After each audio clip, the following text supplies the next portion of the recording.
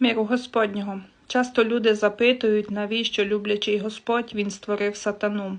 Насправді Господь Він не створював сатану. Він створив прекрасного ангела Люцифера, який мав предназначення, над яким він мав щоденно бодрствувати. Але він возгордився і хотів стати вище за Бога. Так само ми, коли приходимо в церкву, ми маємо предназначення, ми маємо стати дітьми Божими. Але коли в наше життя приходить осуд, гордість, ми на Слово Боже знаходимо свою думку, на Слово пастора ми знаходимо те, що подобається нам, то ми стаємо такими самими, як сатана.